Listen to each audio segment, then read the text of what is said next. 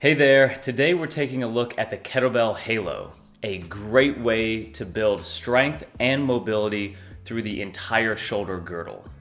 The Halo is a simple, beginner-friendly exercise, but still has great value for lifters of any level. Grab a light kettlebell bottoms up by the horns and hold it in front of the chest. Pass the bell over one shoulder, holding close to the ear like a phone. Sweep your high elbow overhead and settle the weight back into a light tricep stretch. Continue the circle around to the phone position on the other side, finishing right back at the chest. Once you're comfortable hitting all four positions individually, smooth it out into a continuous circle. Now here are two common mistakes to watch out for. First is excessive arching from the low back. Even though the Kettlebell Halo is a shoulder-focused exercise, we need strong core engagement at all times to make sure we're appropriately targeting the T-spine and shoulders. Keep a tight abdominal brace and glute squeeze to stabilize the hips and low back. Next mistake is the tendency to move the head and neck around. Keep a neutral gaze throughout the movement and try to disassociate your arms and shoulders from your neck. If the full circle presents some issues for your shoulders, try breaking the Halo up into two arches.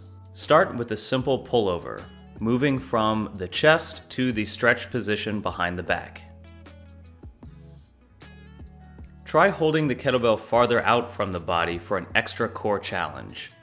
This is a great exercise in its own right. From there, rainbow the bell side to side, being sure to tighten the lats down to stabilize each shoulder. Like any shoulder press-oriented exercise, the Halo offers us some variations simply by changing our base of support. And here are two of my favorites. Performing Halos in the half-kneeling position helps to stretch the hip flexors and improves glute engagement and hip stability in that split stance. Performing the Halo at the bottom of a squat will obviously tighten up your positioning and is a useful progression to the overhead squat. I do Halos as part of my warm-up for almost every workout, and I suggest that you do the same. Keep the weight light, 8 to 12 kilograms should do it. Try 3 sets of 5 Halos in each direction, or 10 alternating from side to side.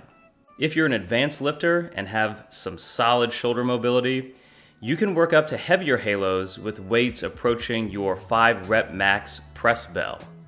Thanks for watching, and be sure to subscribe for more strength training videos. You can find links to all my kettlebell articles, ebooks, and programs in the description below. If you found this video helpful, do give it a thumbs up. Wishing you all the best in your training, and we'll see you in the next video.